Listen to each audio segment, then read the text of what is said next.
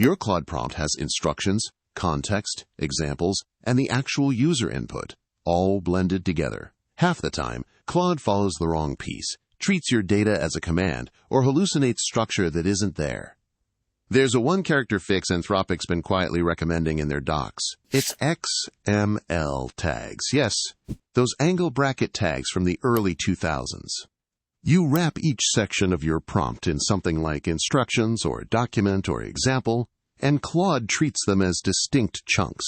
No new API. No special parameter. Just plain HTML-style tags inside your normal text prompt. The model was trained to recognize them as boundaries, so the moment you add them, the rest of your prompt starts behaving. Anthropic lists 4 reasons in their docs. Clarity. Claude can tell the instructions apart from the example, apart from the user input. Accuracy. Far fewer cases where it accidentally treats your data as a command, especially with adversarial input. Flexibility. You can swap one section out without rewriting the whole prompt, which matters a lot when you're iterating fast. And parseability. If Claude returns its answer wrapped in answer tags, your code can grab it with a single regex. One technique, 4 wins, 0 extra cost or latency. This is straight from Anthropic's official prompt engineering docs. Here's what it looks like in practice.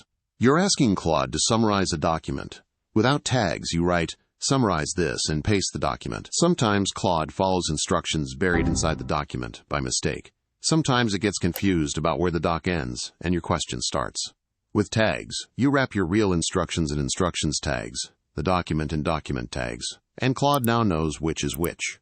You can even drop in an example showing what a good summary looks like. 3 sections, 3 tags, 0 ambiguity. Tags can also nest. If you're passing 5 documents, wrap them all in documents, and each one in document index 1, document index 2, and so on. Inside each, add document content tags for the body, and source tags for the URL or title. Now Claude can cite document 3 by name and link, and your post-processing knows exactly where each chunk starts and ends. There's one more trick. For complex reasoning tasks, ask Claude to put its work in thinking tags, and the final answer in answer tags. You get the chain of thought when you need to debug a strange output, and your code only parses the answer block in production. Same single prompt, 2 cleanly separated outputs, no extra round trip. One last rule from the docs. Be consistent. If you start with instructions tags, don't switch to instruction or inster halfway through. Pick a tag name and stick with it. And reuse the same names across all the prompts in your codebase. Claude is a pattern matcher under the hood.